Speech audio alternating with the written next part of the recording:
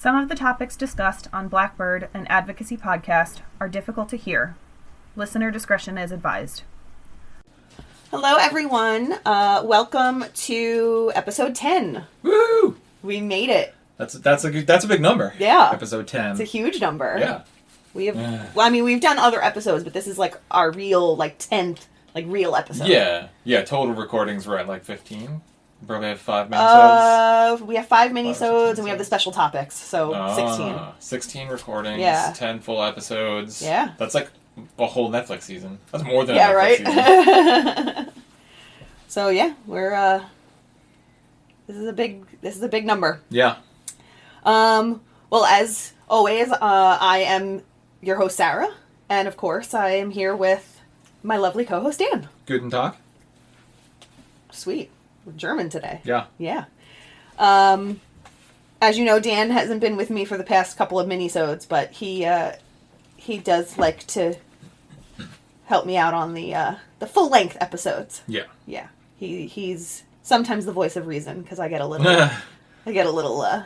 passionate, overly passionate about some of these cases. Right. Well, I'm the unbiased third party. Yes, you are. I don't do the research like she does, so I don't have a chance to build up a little bit of a bias. You know Yeah. Mm-hmm, mm-hmm. I don't have a chance to build a little bit of a preconception about it. Right. I'm coming into this with a fresh set of eyes. Yeah. So. Yeah. Yeah, most of the time Dan doesn't even know, he knows what the story is going to be that we're going to talk about. I'll tell him beforehand, but he doesn't really know the details. So he does come into this fairly blind. He learns about it pretty much like when you guys are. Yep. Yep. So let's get into it. Let's do it. All right. So in episode 2, Dan and I brought to you the story of Shannan Gilbert and the Gilgo Four. This case revolved around the disappearances and demises of many women in the sex industry whose remains were found along Ocean Parkway on Long Island. Since January of this year, 2020, a lot of progress has been made in the case, and so today's episode will revolve around the many updates that have come from the continued investigation. And this is episode 10, as mentioned, so we've reached our full, true double digits of regular episodes, and what better way would there be than to bring you an episode dedicated to one of my favorite cases. Yeah, one that kind of hits home. Exactly. So if you haven't listened to episode 2, we advise that you do so before listening to this episode, but we're going to give you a little review about the case.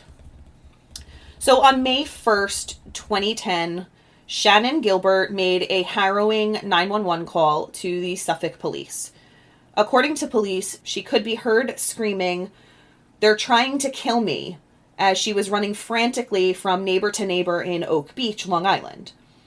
Upon their search for Shannan, the police discovered the remains of several other women, including the Gilgo Four, one man they dubbed Asian male, and one child who was a toddler who they believed to be the child of one of the other unidentified remains that they found. And they were all buried along the beach. Among the bodies found was who the police had named Jane Doe number 6. Shannan's remains would not be found until December 13th, 2011, a year and a half after her disappearance. The police investigation grew cold, and they attributed Shannan's death to her having succumbed to the elements. She was found in a marshy area, and it was very cold that night, and they believed that she just couldn't get out of the marsh and ended up passing away due to hypothermia. Yeah, I mean that's rough country. You can Yes. take a perfectly normal person, a healthy average adult in a normal state of mind, and they can still die in marshland, swampland. You can get stuck. Yeah. You can asphyxiate from the methane gas that's just coming up from the rotting stuff. I mean, it's not a good place to be. We even talked about in that previous episode how difficult it was to even investigate that area, to search that area. They had to get special equipment in because they can't just go in on foot because of how thick it is. Yep. So it definitely it definitely could have happened, but for most people, and me included, we don't believe that she died accidentally. No. I do believe that she was part of this whole serial killer Oh, yeah, for sure. case. There's too much evidence to the contrary. Exactly. Yeah. So as for the other bodies, the police had attributed that to the Long Island serial killer. So it's now 2020, and it's 10 years since Shannan's 911 call. And Wow. that's crazy to me because I remember I was just thinking that. when Wow. the news broke that this woman disappeared and they were finding all these bodies. So to think that that was 10 years ago already, Man, we're gold. that's getting old. crazy to me. Yeah, I feel like it was not even remotely that long ago. No. So there are a few updates that have come out this year, and I'm actually going to start with the one that is, to me, the least important. It was in January that the police had gone to the media and said, you know, we're going to have a case update. It's been years since we've had any sort of update. This is going to be breaking news. Everyone was like, you know, at the edge of their seats waiting for this update to come. And it was kind of like, oh, like the update came and we were just kind of like, that was what you made us wait for. That was what the anticipation was building up to. So basically what had happened is the current police commissioner, Geraldine Hart, presented the public with a piece of evidence that had been recovered from one of the sites of the LISK victims. So they actually found it back when they were searching and found these bodies. So this was a piece of evidence that they had for 10-ish years. Right. And they were just now coming forward with this evidence because they had been able to find out more about it. It was a belt with the letters HM or WH on it. So depending on which way you flipped it, it could be either an M or a W. And they're not 100% sure which way it's supposed to be. Right. I will post the picture of it so you can see both ways. But it's like a brownish belt, I think. It looks brown, and then it has this white lettering on it. So it could be the initials of the person who owned the belt. It could be a manufacturer. Could be like right. H&M. I don't know if H&M makes belts. Sells belts. I don't think it would have been an H&M belt because the lettering is different than what their logo is. Okay. But that's, yeah. Yeah, I know some stuff about clothes. Yeah. I know like stores in the mall. So they believe that this belt belongs to, or was handled by, I should say, the suspect in the case. They do not believe that it was the belt of any of the victims. Right. I don't believe they found any DNA evidence on it from any of the victims, but they do believe that it was handled by the perpetrator. Yeah, and I mean, as a general rule, the kind of belts that women wear look different than the kind of belts that men wear. I'm not saying, like, women can't wear men's belts. Right. They can, but it's unlikely. Yes. For the most part, you know a belt is a woman's if it's giant and it's sparkly. Yes. So that was what they presented us with. They showed this picture of a belt.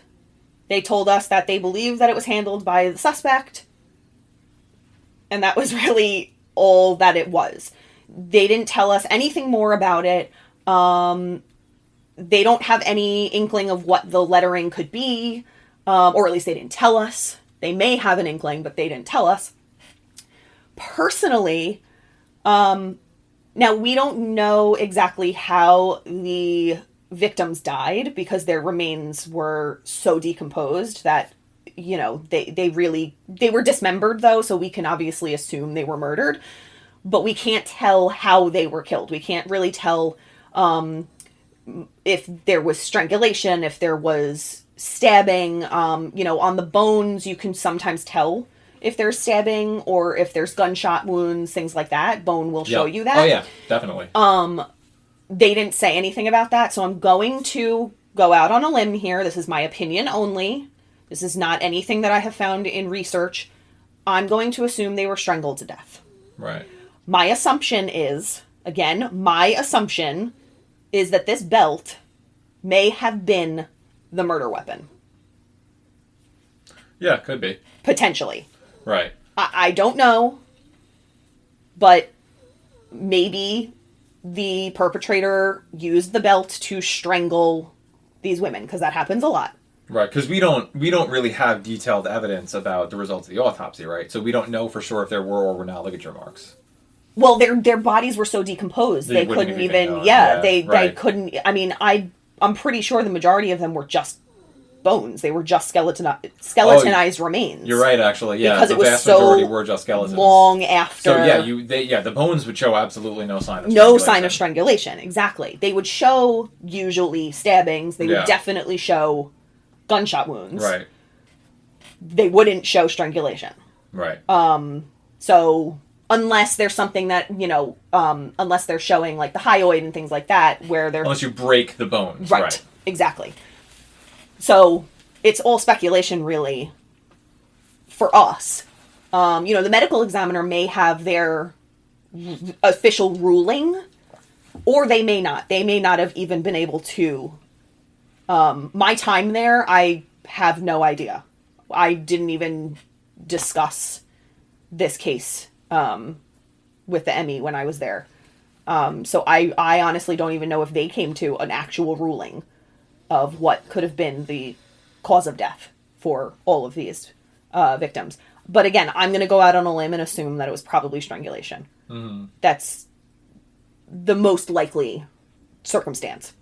Right. I personally believe. Right.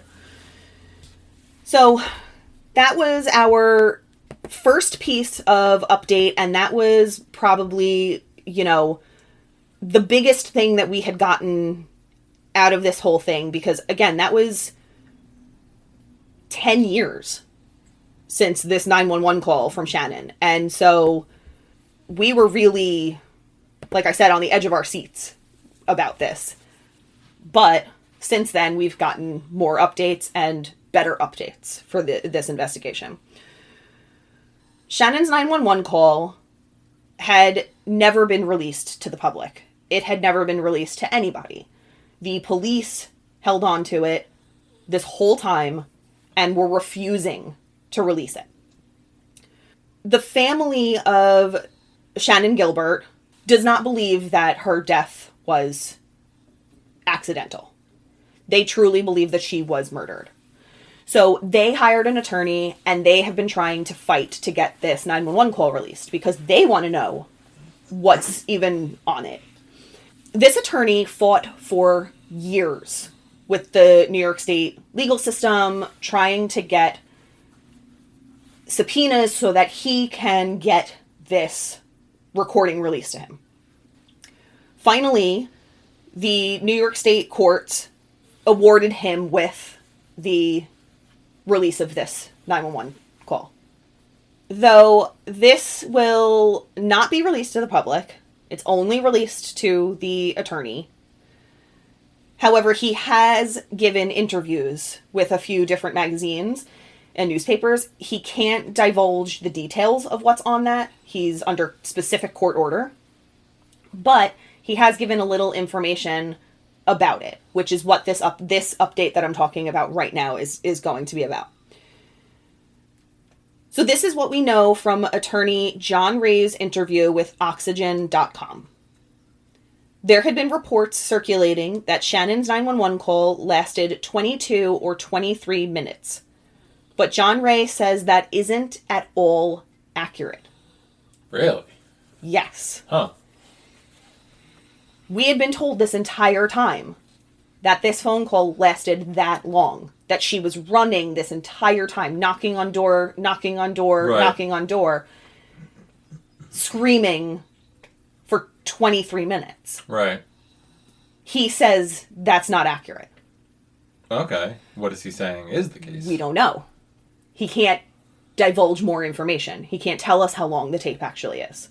So we don't know if it's longer. That's interesting that he can tell us what it's not, but can't tell us what it is. Right. We don't know if it's longer than 23 minutes. We don't know if it's shorter than 23 minutes. Because that's like a huge... That's a huge piece of information. Huge I mean, piece if it's of information. significantly shorter, then that goes one way with the case. Right. Like, distinctly in that one direction. But if it's significantly longer, then it just kind of goes more to supporting what we're all pretty much assuming was going on. Yes. Right. He also says that Shannan's reference of being near Jones Beach was, quote, misleading. So the police had said that she said on the tape that she was near somewhere like Jones Beach. Okay. But he says that that is actually misleading. So again, he can't go into detail, so we don't know 100% what that means. But did she think she was at Jones Beach? At Jones, but she was really... at Oak? Or Gilgo? Oak right, Beach she or was at Gilgo. Oak Beach that night, yeah. Right. Did she go to the wrong place? Right. Did this person who called her to work that night tell her the wrong place? Did she stumble onto something that's another really big deal. Right? Because she could have stumbled into the middle of something and thought, oh, these are just my clients for the night. Yeah. She probably dealt with some shady people sometimes, so she just figured, okay, here's my guys. I'm just going to walk up to them, and There's so many more questions now. Jeez. It's And so this is what I think is the most important piece that came from this interview that the attorney gave to Oxygen. So Suffolk Homicide Detective Vincent Steffen asserted that Shannan's demeanor on the call was, quote, calm, and that she was not about to be murdered. I know. He claimed male voices were in the background, and they are also calm sounding. He said, quote, at no time was she desperate. Okay. Now, what bothers me a lot about that is this whole time we're told that she's screaming that people are trying to kill her. Right. And that's what I was going to say, is if we know for a fact that they're trying to kill me is a direct quote, then I don't care how calmly someone says it. Right. That's desperation by definition. And if she's running frantically and you're hearing male voices, does that mean they're chasing her? Right. Or is it just that because she was knocking on neighbors' doors, these neighbors are coming out saying, what's going on, can I help you? And those are the male voices. Right, and if she's running, if you can tell she's running that hard, that's what and they you can claimed, hear the other voices, then those other voices either are yelling or she's on a treadmill. Right. Yeah. Which we can be pretty sure she wasn't on a treadmill. That means that the male voices were yelling. Yeah. And that's not calm. That's the opposite of calm. That's the opposite of calm. But John Ray says that now that he has listened to the tape, he can say that Steffen's assertions are false. But what does that mean? False how? Which parts? Was she not calm? Were there not male voices? Did she sound desperate? Right. Furthermore, the Suffolk PD had been ordered to hand over the transcripts of the 911 call as well, and skirted around the issue. It has now come out that transcripts were never made. They had claimed they had transcripts of the 911 call this entire time, so the attorney was trying to get those while he was trying to get the release of the tape. And they were like, oh no, we can't give it to you right now, or they circled with this whole thing and finally admitted that transcripts were never actually made of this 911 call. Wow. But that's like pretty much the only evidence we have. Yes. This is the fact that we've been going based on what these transcripts say. Yeah. So there are no transcripts. So apparently there are no transcripts. So we don't know any of the things she said. No. We don't know if she said the words "they're trying to kill me" because those come from the transcripts, which apparently are not existent. Not in. Yeah. That sounds like bull stuff. I know. Because no, there are transcripts. They're lying. They might very well be. You don't go this whole time using these transcripts as such a key piece of evidence in an investigation. A murder investigation, possibly, when they're... Right. Like, So now it's not like they were saying, "Oh, we're doing all this work because there are no transcripts," and then later they say, "Okay, well there are." Because you can pursue a case saying, "Oh, we don't have any of this other evidence," and then, "Well, we actually do, we just didn't consider it." But you can't go for 10 years investigating a case based on transcripts that don't exist. Then that means you've been lying for 10 years. And it means that the case has been the investigation has been fundamentally flawed for 10 years. That's not the case. There are transcripts. That is a lie. And that's a big deal. It's a huge deal. This whole thing is a huge deal because there was so much talk back in the day that this may have been a cover-up because the perpetrator may have been a police officer. Right, or connected. Or connected in some way. There was a lot of evidence showing that it could have actually been a police officer. But then, yes, it came out that it could have been somebody connected to the PD and just a friend of whatever. So there was a lot of talk that there were cover-ups happening. I mean, our former police commissioner, went to jail because of, other things that he had done from other investigations. He was a shady guy. There were a lot of things that they were not presenting to the public that they should have presented to the public. There were a lot of things that they were trying to hide from the public about this case. There was a lot of time spent ignoring this case.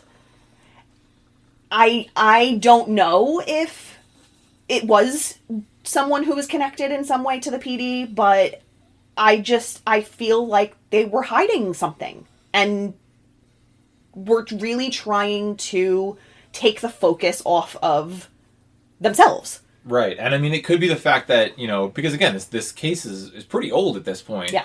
They could have just been operating all these years under the assumption that this was just going to get swept under the rug. And now because of how much media attention it's getting, you're welcome, all of a sudden they're now feeling pressure. Yeah. And they're like, oh, we got to dispose of this evidence because this is serious evidence. Yeah. That transcript could be like, we don't know what's in it. Right. It could be damning evidence, and now they're like, oh, it's not there. Right. And that's such an obvious lie too. You don't, again, you don't operate under the assumption that there's a core piece of evidence in an investigation for 10 years when the piece of evidence isn't there. So we know the piece of evidence is there. We know they're lying, and then we know they're lying to get rid of a key piece of evidence. That literally screams cover up. By saying there's no transcript, you're basically saying we're covering some shit up. Right. And now this attorney has the tape, so he can hear what's happening. Yeah. He doesn't have the transcript. He can't read what's happening, obviously. So he has to interpret it based on just what he's hearing.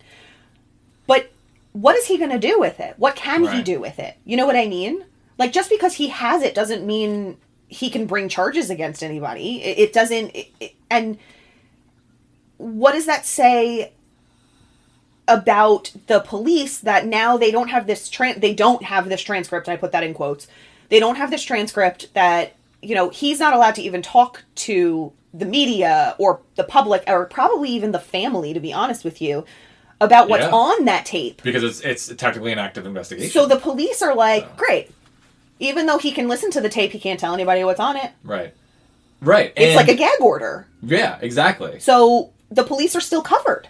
Right, and it's much more difficult. The difference between having a tape and having a transcript is it's easy for me if I want to, skirt the rules to just quickly snap a picture on my phone of the transcript.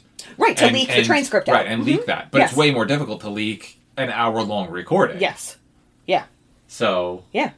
Jeez. I know. I mean, there are much more subtle ways to do this. The transcript. There are transcripts, but in reality, there's not much in there. Or, there were transcripts, but that building burned down. Or there were transcripts, but they got COVID-19. And that's kind of what they were saying originally to him. The transcripts, we have them. We'll get them to you when our administrator isn't sick anymore. Right. Whatever the case is. And now all of a sudden it's, we never actually never made existed them. in the first place. Yeah. That's a lie. And it's an obvious lie. Yeah.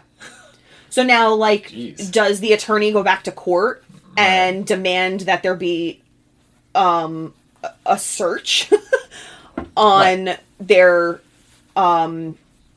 computers? And the longer this goes and the colder this gets, the more likely a judge is to be or a DA is to be like, you know what? We don't have the resources for this, and we've got murders that happened last week. We don't need to worry about one that happened 10 years. It's probably not a murder. Forget it. Yeah. And they haven't found any new, body parts recently. So they're probably like, oh, well, he's long gone. He's done killing people. So what's it to us now? Right. Yeah. So that's huge. Wow. Yeah. Yeah. I wish we could know more. Yeah. I wish we could know more. Like, even just if we could just know the length of the phone call, too. Yes. Like, Yes. that would be such a big deal in either direction. Yes. I know. If it was 5 minutes, that would turn everything on its head. If it was an hour and a half, I mean... My biggest gripe, too, with the length of it is, depending on the length of it, they should have been able to ping her phone and figure out where she was located. Because they claimed that she didn't know where she was and that she couldn't tell them where she was. And that's what took them so long going to find her, which is that whole Jones Beach thing. Oh, I'm at Jones Beach. Yeah. Because, which for anyone who doesn't know, Jones Beach and Oak Beach are miles apart. They're in completely different counties. Right. They are both along Ocean Parkway, but they're I mean, what would you say? Probably 20 miles apart. Longer than you want to walk on the beach. Oh, yeah. No, you wouldn't walk from and Oak way longer to than you Jones. want to walk through the marsh. No. No, there's no way you would walk there. No, you would drive, but they're far and apart. even the drive is a good... It's a good drive. Half hour? It's a good, half hour by car. Exactly. At 50 miles an hour. Exactly. Yeah, so if the phone call was 23 minutes, the police have the technology to be able to find where a person is making the phone call from. That's literally one of the purposes of keeping people on a phone call that long. They always say, stay on the line. After a couple of minutes, we're able to figure out your location. So she's on the phone with them for 23 minutes and they can't find her location. Yeah. That's a little And I was going to say, curious. You made a really good point, because if the call really was only 5 minutes, then that probably isn't enough time to get the bench warrant or whatever they have to do and call the phone company and do all that BS. At 23 minutes, that's probably enough time. That might technically be pushing it because there's red tape and crap. No, they don't. If it's... Yeah, they don't even have to call the phone company at that point. Okay. Because when they're on the phone with her, they're supposed to be able to get the location right then. Okay. They should be able to. They can do that E911 GPS thing right there from the dispatcher. They're supposed to be able to. I mean, I'm assuming we have that technology here. Well, we for sure have the technology. I'm just not sure what the legal red tape is. I think in that circumstance, they probably are able to, especially when they think that somebody is in imminent danger, mortal danger. I feel like there was actually very recently, meaning in the last 10 years, I feel like there was a piece of legislation, relatively newly, regarding this. We'll look that up and put it in a future update. Yeah, we will, for sure. Or so post it in the comments or something. Yeah, because I'm not 100% sure on the legality of it. But either way, the point is, even at 23 minutes, that should be enough time to do it. But if the call is an hour long, then there's that's no reason you shouldn't be able to find where this woman is. They should absolutely, that dispatcher should be looking at a screen and it should be here she is. Yes. 100%. And so that's why another reason why it's so important to really want to know how long this phone call was. Yeah. Wow. Really, did the dispatcher do his or her job? And even if the dispatcher did the job, that doesn't mean that we all know that information right away. The dispatcher may have been looking at her location, and that information may have been available and covered up. Because at this point, like I said, if they're lying about a 10-year-old piece of evidence that it somehow never existed. Yeah, that's true. Who knows what's being covered up at this point? Maybe the dispatcher found her location and called a uni to go. Right. And the uni was like, yeah, I'm going to go take that. And they were like, I'm not taking that. Right, and they may have taken their burner phone out and said, hey. And been like, we got a problem. I know we're going a little far we're doing conspiracy theories now. But, I mean, when you're talking about 10-year-old pieces of evidence suddenly not existing, that opens up a totally new realm. Especially when there's such shady things happening with the PD.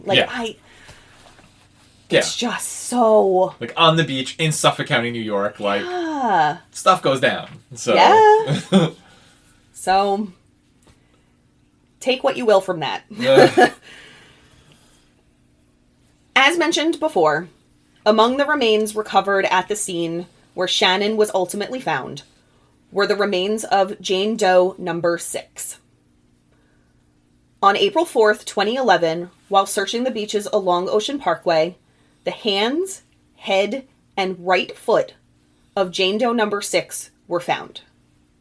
Upon extracting and analyzing DNA from these remains, it was discovered that these remains were of the same person police had found 11 years earlier.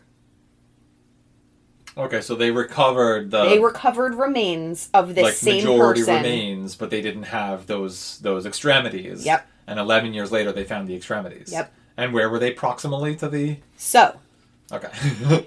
in 2000, police found the torso of a dismembered body in Manorville. They dubbed this person Manorville Jane Doe. When they found the remains on Gilgo, the DNA analysis concluded Manorville Jane Doe and Jane Doe number 6 were indeed the same person. Now, for reference, Manorville is about 45 miles from Gilgo. One is north, one is south, and they are quite a ways away from one another in respect to all the towns that you have to get through in order to get from one to the other. Like, Right. you don't sit there and go, I'm going to take a leisurely stroll from Manorville to Gilgo. Right. Like, if you're going from Manorville to South Shore, you're going to, like, Smith's Point or something. Right. Or you're just going to go out east to the Right, Hamptons. right. You're not going to Gilgo. Right. So, the fact that this Or you person... can go to any North Shore beach. There are tons of Oh, beaches well, on yeah, North Shore, I just too. mean if you wanted to go to the South Shore. Because our beaches are quite different from North Shore to South Shore. Oh, yeah. So this person remains North Shore and then also remains South Shore. So this is someone who knows Long Island. This is not someone who's just passing through and is like, oh, this looks like a nice stretch to start, like, burying my dismembered bodies. This is someone who knows Long Island and knows the terrain and knows that this area in Manorville was, like, a secluded area, like, within the woods, kind of, and who knows that this area at Gilgo is also secluded and remote, and that people are not going to be going there unless they really live there, or they're going to, like, surf or something. This is someone who knows the area. Which, again, I mean, could this be a police officer? Mm-hmm. I mean, you know, it's a theory, but they had a lot of suspects originally, and they were all people who, you know, either lived on Oak Beach or lived on Long Island or, you know, had some sort of connection to these areas. None of them panned out. I don't really know what has come of that since, and I don't know if there is DNA on that belt that they found that they're able to get a profile from, a working profile from. Mm-hmm. Even if there is DNA, it doesn't necessarily mean that there's a match in the system. They could have this profile and that, you know, they don't have anything to match up against it. So, you know, there's still a lot of unanswered questions. But, as of 2 days ago, from when we're actually recording this, the biggest news from the case was released. The identity of Jane Doe number 6 has been revealed using genealogical DNA. With help from the FBI, the Suffolk PD was able to develop a genealogical profile based on the DNA found from Jane Doe number 6. This profile led police to investigate leads in New Jersey, where they believed Jane Doe had ties. Interviews were conducted with possible relatives, and DNA samples were gathered and analyzed. After the evaluation of these new DNA samples, it was confirmed that the police positively identified Jane Doe number 6 / Manorville Jane Doe as Valerie Mack. Valerie Mack was born July 2nd, 1976, and disappeared at the age of 24 from Philadelphia, Pennsylvania, where she was providing sex work. She was never reported as a missing person. Family members report that their last known sighting of Valerie was in spring or summer of 2000 in Port Republic, New Jersey. Police found her torso in Manorville shortly after her last known sighting. And she is survived by her family. That's huge. Yeah. They've finally been able to identify one of these victims.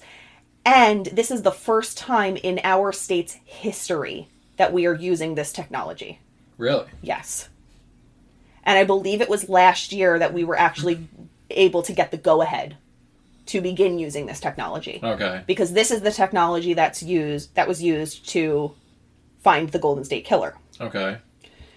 So, genealogical DNA is basically you find family lines. So, like what they did with the Golden State Killer, they had a DNA profile and they were able to look at genealogical websites where you can put your DNA in. Disclaimer for everybody, don't worry if you're on Ancestry or 23andMe, the police cannot take your DNA from that website. They can't get any information. It is illegal. There are other specific websites like GEDmatch, so it's GED match, where you can specifically upload your profile and then they can use that information. So don't worry if you're on those other websites. They're not like coming after you. Your privacy is okay.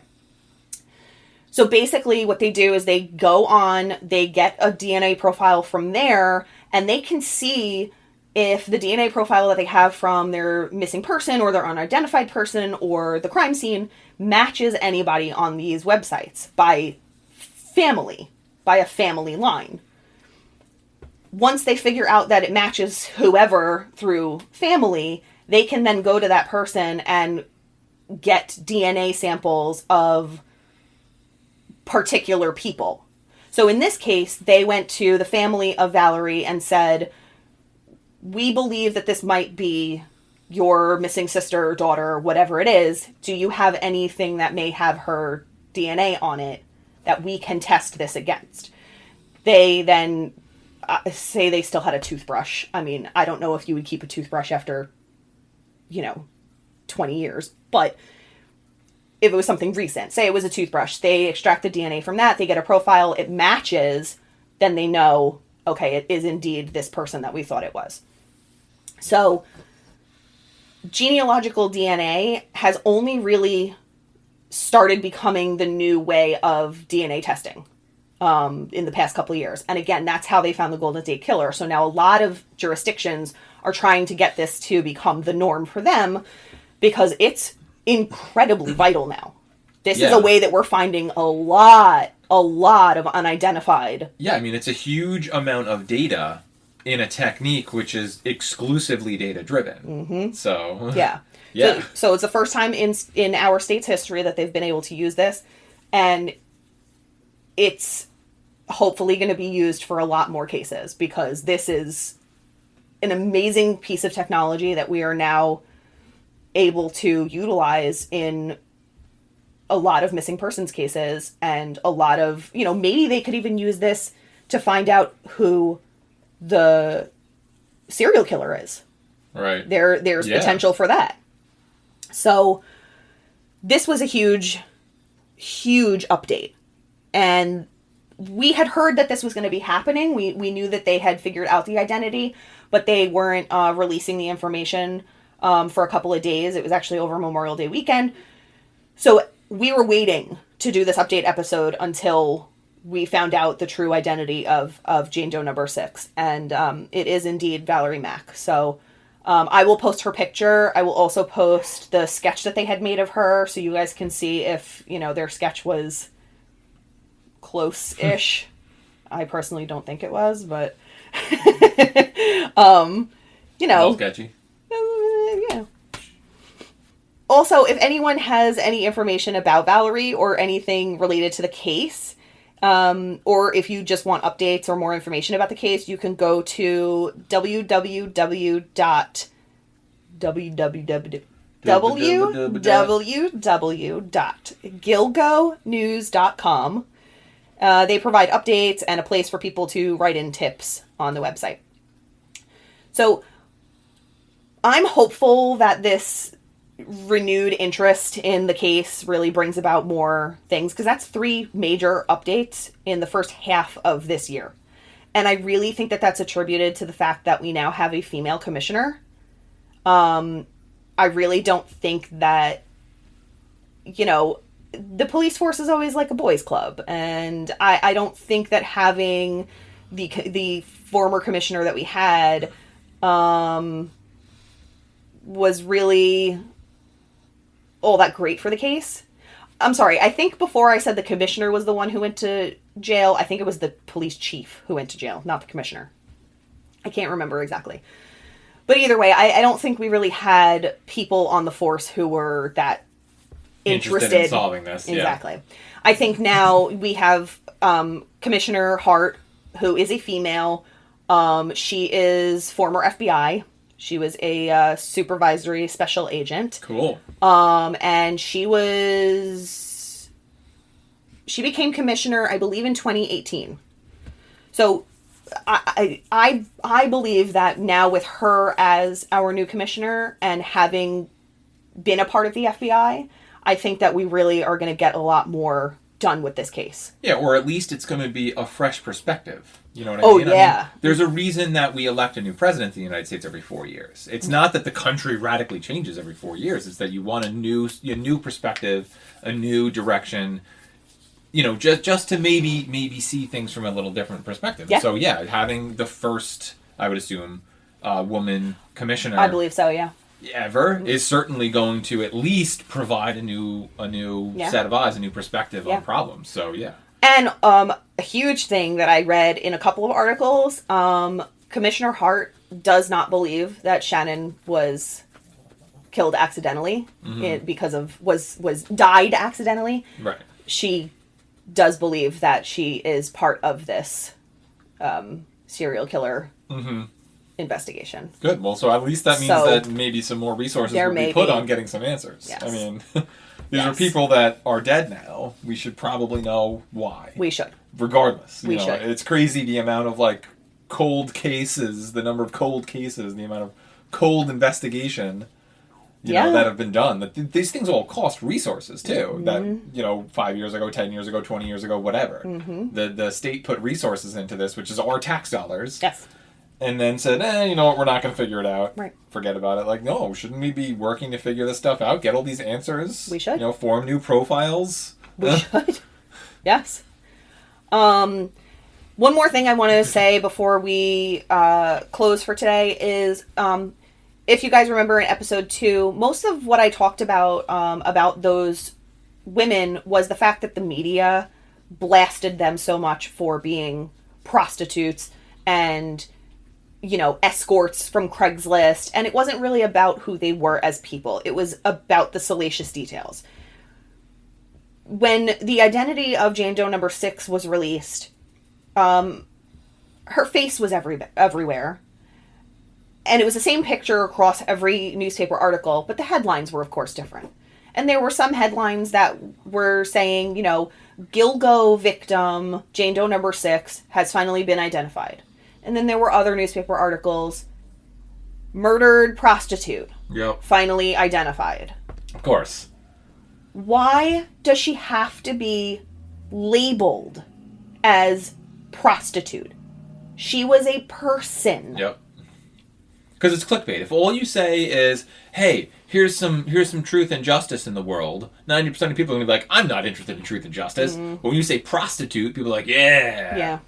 Yeah. That's interesting to me. Yeah. It's clickbait. It is. So I just wanted to put that out there because that was something that I found to be extremely infuriating again. It's not going to end. No. It's not going to end. And unfortunately, I believe that when they do find who the Long Island serial killer is, the headlines are going to be serial killer who murdered prostitutes has been identified. Yep. It's not going to be a serial killer who murdered beautiful women. Right. Or who killed loving mothers. Right. They're going to throw in the prostitute. Yeah, of aspect. Of course. And again, I understand that that's an important thing because of victimology, and it finds out if there were any connections between who these women were seeing as clients, but that shouldn't be the headline. Yeah. That shouldn't be the headline.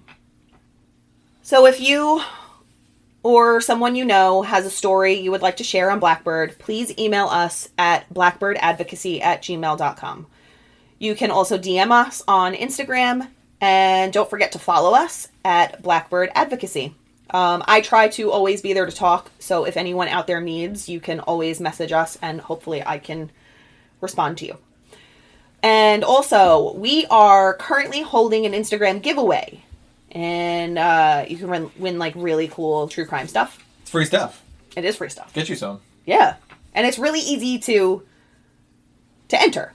So you just follow 3 simple steps, and you'll be entered to win a tote bag, a mug, some stickers, and a shirt of your choosing.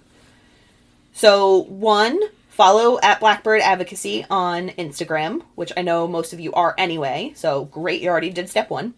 Step 2, write us a review on any podcast platform that we are a part of. But I have recently found out that Spotify does not allow reviews, and I don't understand why. This is a big thing in the Spotify community for podcasters who are like, why don't you have reviews on your platform? We kind of need reviews. So bizarre, especially because Spotify is trying to become like iTunes' competitor. Yeah. And like for small people like us, it's not that big a deal. But for people who like this is their living, Yeah. like they get sponsorships based on Yeah. the number of positive reviews and stuff like that. So how do you not? It's so weird.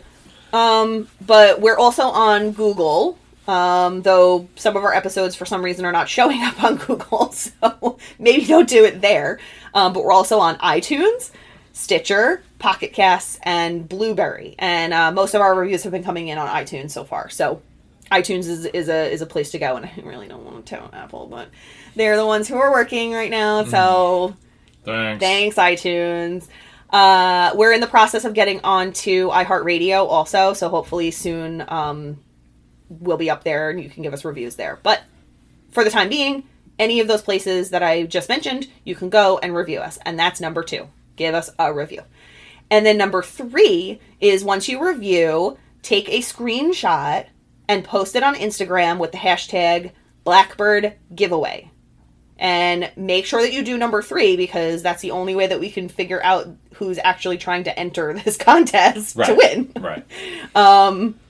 And because there are so many platforms that you can give reviews on, it's difficult to see like where everybody is. Right. If you all bring it together on Instagram and take that screenshot and hashtag Blackbird Giveaway, then we'll have everything in one place and we'll be able to do our thing right there.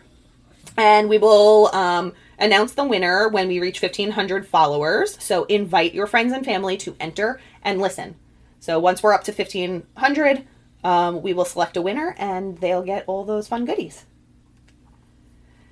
So as always, stay safe, be aware of your surroundings, and where necessary, continue to social distance if you can. Yeah, go change the spark plugs on your boat. You know it needs them. Thanks, everyone.